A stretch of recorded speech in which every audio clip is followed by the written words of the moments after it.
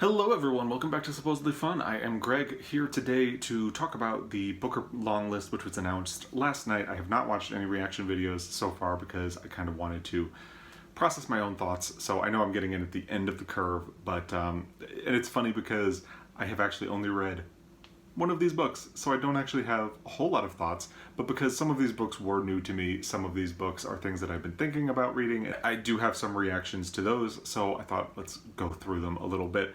So the only one that I have read is My Sister the Serial Killer by Oyinkan Braithwaite, and I love that book. I really enjoyed that book a lot. I thought it was great. So it mixes the style of a thriller with some really intelligent, sharp things about sisterhood, family, codependence, more morality, the question of right and wrong, and the idea of how women survive in a patriarchal society. I think it's very interesting on all of those levels.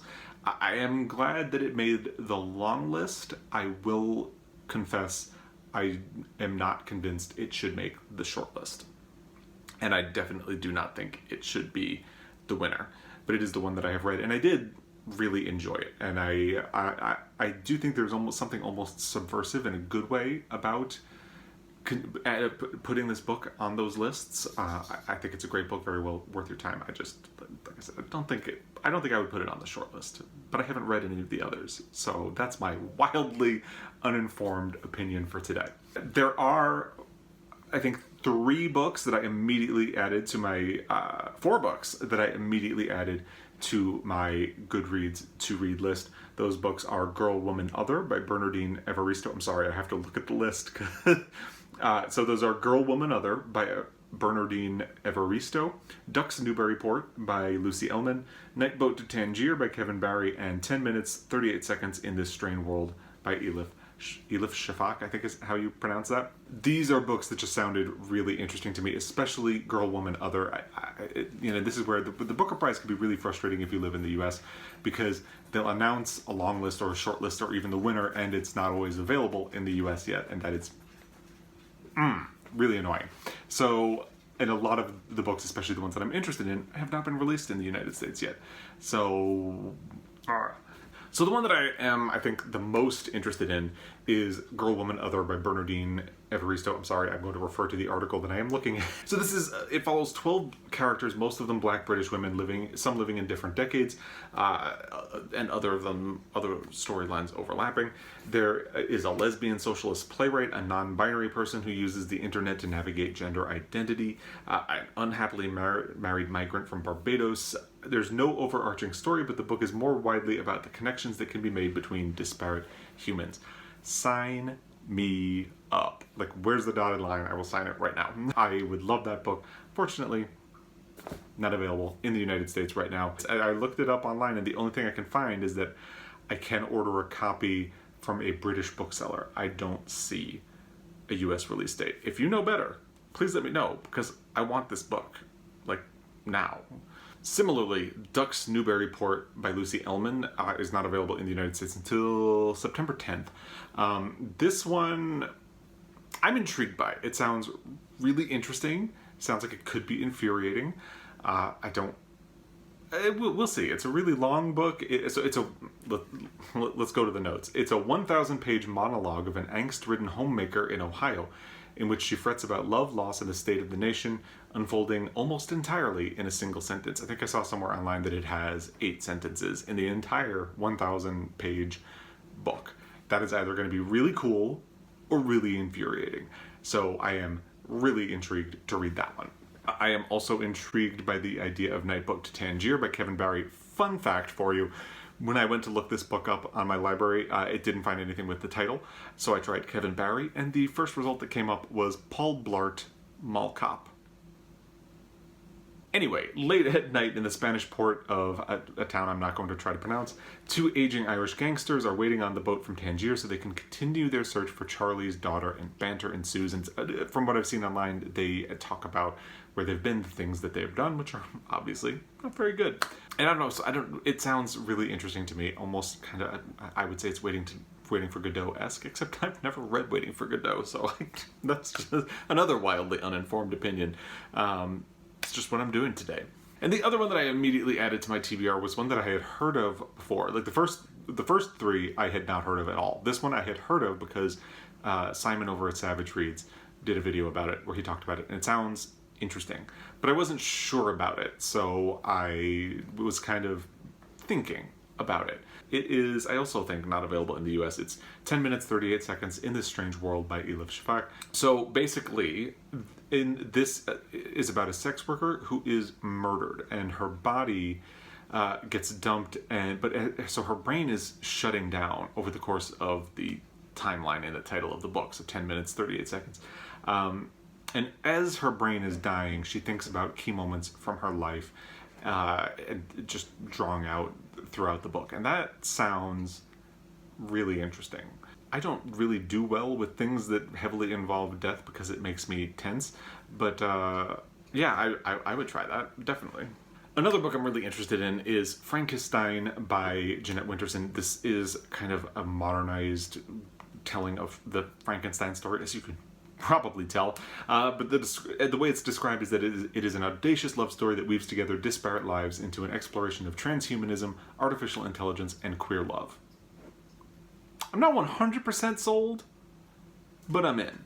Jumping to one that I am not entirely sold on, they did nominate The Testaments by Margaret Atwood, which is funny because even though it has also not been released, and it is certainly not the only book on this list that has not been released, at least in the US, but it is the only one that has secrecy around it. Like, they can't even talk about it except to say, hey, it's longlisted. And that is interesting. Now, I am really not sold on the idea of The Testaments because I don't think The Handmaid's Tale needs a sequel. You know?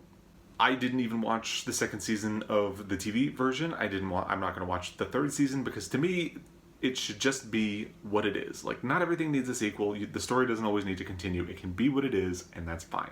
And I get it. It's very timely right now because politics and, you know, everything. And the TV, not just the TV show, but it does feel like we've gotten a sense of, hey, Margaret Atwood wrote this thing in the 80s, and a lot of it has turned out to be, unfortunately, accurate. So I understand why it gets the attention. I think it deserves the attention, but I don't think we need a sequel. It's almost like, what if George Orwell was alive today and he said, cool, glad you guys all appreciate my book. Can I interest you in 2084?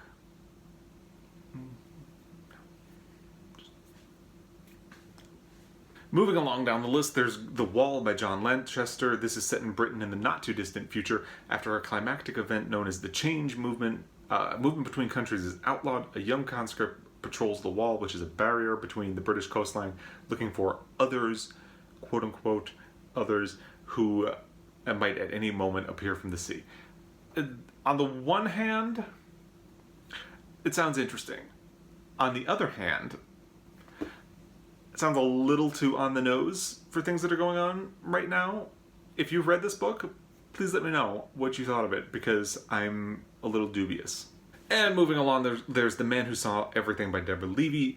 Now, this is her third consecutive, I believe, Booker nomination. I believe she made the shortlist for both of her others. It remains to be seen if she'll do that again for this one. I have not actually read any of her books, although I had a copy of Swimming Home and I lost it when I moved from New York City to Montana. I've heard good things. I've heard that she is a quote-unquote difficult writer, which is not something that necessarily scares me off, but I just haven't gotten around to reading any of her books. So this book is two versions of the same story woven together. I would read the plot, but it sounds a little sounds a little weird and confusing, which is, again, not necessarily a bad thing, but you know, hey, it'd be interesting to see if she gets the shortlist for the third time. Now we get to Lost Children Archive by Valeria Luiselli. Now, I actually did get a copy of this book from my library earlier this year. It just happened to be at one of those moments when there's just a dump of things from the library that happened at one time. I got a bunch of digital holds at the same time, I got a bunch of physical holds at the same time, couldn't get to all of them, and I had to return Lost Children Archive and get back on the wait list. I do actually want to read it, although since that happened, I have heard a lot more mixed things about this book here on Book 2. It doesn't necessarily scare me off, but I am a little more wary going into it, if that makes sense. I think done right, this has the potential to be a really interesting book. It is about a family on on a road trip across this road trip to the southern border, as several Mexican children start their journey to attempt to cross into the U.S. Sounds timely, sounds important, in a way that, like I said, I think The Wall sounds a little too on the nose. This one sounds like it's kind of skirting the perimeter of the nose, if that even makes sense. Hopefully you know what I'm talking about. I'm just going to move on to the next book, which is An Orchestra of Minorities by Chigozie Obioma. I have The Fisherman by Chigozie Obioma upstairs. I have never gotten around to reading it, but I really want to someday. And this one sounds interesting as well. It is narrated by a guardian spirit of Igbo myth, following Nonso, an ambitious Nigerian graduate who becomes trapped in Cyprus after falling for an education scam. I have heard that this is kind of like an African myth retelling of the Odyssey, which sounds interesting. Definitely could be interested in reading that at some point.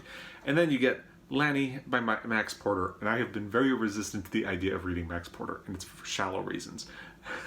So buckle up.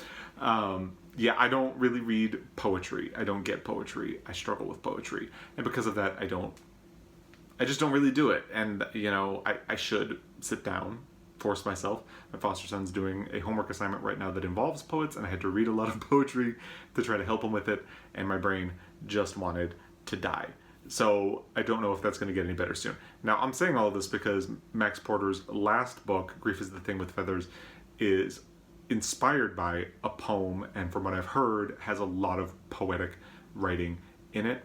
And like I said, my brain would probably rather die than read it. And from what I've heard, this book, I don't think it's based on a poem like the last one, but I've heard it has a lot of the same things.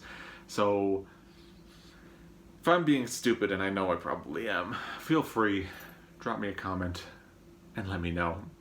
But maybe be a little more respectful than calling me stupid, although I just did it to myself. And then we get to Quixotic by Salman Rushdie. It's a modern retelling of Don Quixote. So the description on Amazon, by the way, is that it mentions that it's inspired by Don Quixote. Cool, that sounds interesting. But then it says it's about an adult salesman obsessed with television who falls in impossible love with a TV star. Together with his imaginary son Sancho, Quixote sets off on a picturesque quest across America to prove worthy of her hand. I get that TV is kind of the hill most people are willing to die on in terms of, well, just pretty much anything, but I don't know. I don't know. And there you have it. Those are the long listed books and authors for the 2019 Booker Prize. Like I said, I've only actually read one. I would like to get to some of the others when they are finally released here in the United States. I would love to hear what you think of the long list and which ones you are excited to read. If you've managed to read any of these so far, I'd love to hear that as well. And now I can finally start watching other people's reaction videos, and since I have filmed my own, and I look forward to your thoughts. As always, I appreciate your time watching this video. I will be back again. Until then, happy reading.